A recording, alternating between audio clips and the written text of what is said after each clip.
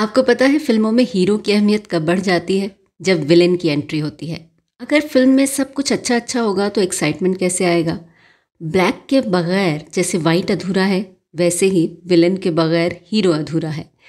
प्राण साहब विलेन पता है क्यों बने थे? क्योंकि विलेन का रोल उन्हें बहुत चार्मिंग लगता था।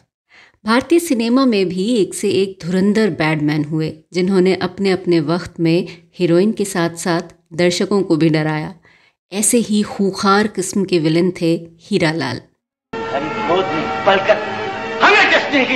हालांकि सच कहूं तो ये चेहरा मैंने 70s की कई फिल्मों में देखा था, मगर ज़्यादातर मेन विलेन के गुर्गे के रूप में ही ये स्क्रीन पर नजर आते थे। तो मेरे लिए इमेजिन करना थोड़ा मुश्किल था कि ये भारतीय सिनेमा के पहले मशहूर विलेन रहे होंगे।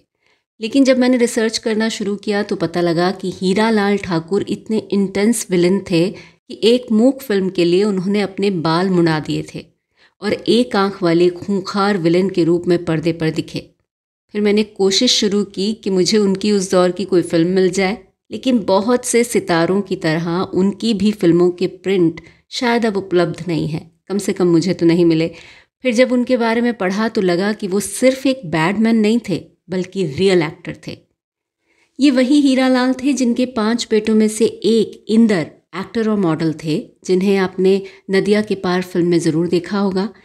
एक पहिए की गाड़ी घिसट रही थी किसी तरह, अब दूसरा पहिया आ गया है। लेकिन 1985 की जिस एयर इंडिया फ्लाइट में बॉम्ब लगा था उसमें वो भी मारे गए।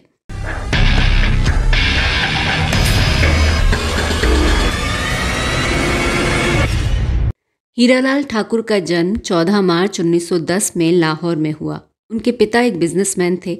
जिन दिनों हीरालाल पढ़ाई कर रहे थे, देश में स्वतंत्रता आंदोलन जोर पकड़ने लगा था। 14 साल की उम्र में वो भी इस आंदोलन से जुड़े।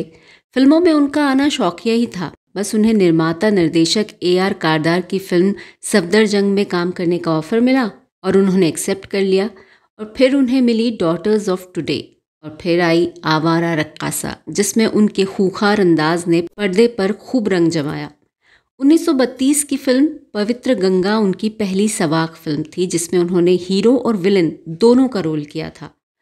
30 के दशक के आखिर में हीरालाल कोलकाता चले गए और न्यू थिएटर्स से जुड़ गए और यहाँ से उनका अभिनय और भी निखरता चला गया। पहले अधिकार में लाइए, इसके बाद जरा सा मेहरबानी का ढोंग दिखाइए। न्यू थिएटर्स की फिल्मों ने उन्हें बतौर अभिनेता उभारा और इसका क्रेडिट वो फिल्म मेकर हेमचंद्र चुंदर और BN सरकार को देते थे।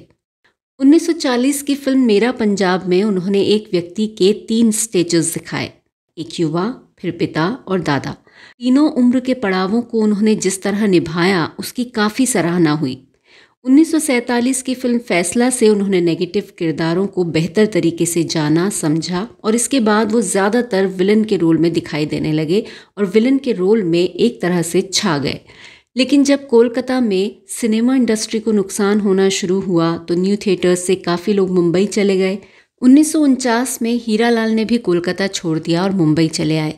मुंबई में सिनेमा की उनकी तीसरी पारी शुरू हुई। उनकी पहली फिल्म थी 1951 की बादल। तुम्हें काफी वक्त दिया जा चुका है, इस जगह को खाली कर दो वरना बहुत भिगवा दिए जाओगे। और फिर वो करीब 2 दशकों तक मुंबईया फिल्मों में बतौर खलनायक पर्दे पर दिखाई दिए। शुरुआत में मुख्य खलनायक के तौर पर और बाद के दौर में तो बहुत छोटे छोटे किरदार भी उन्होंने किए।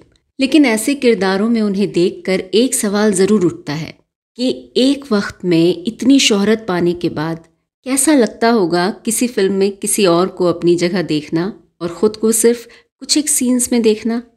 कोई अच्छी फीलिंग तो नहीं आती होगी, पर हर चढ़ते सूरज के साथ ऐसा ही तो होता है, शाम ढलते ढलते उसे डूबना ही पड़ता है। पर इतना तो तय है कि भारतीय सिनेमा के पहले मशहूर खलनायक, विलेन, बैडमैन के तौर पर हमेशा हीरालाल का नाम ही लिया जाएगा। क्या दुनिया की कोई ताकत इससे इनकार कर सकती है?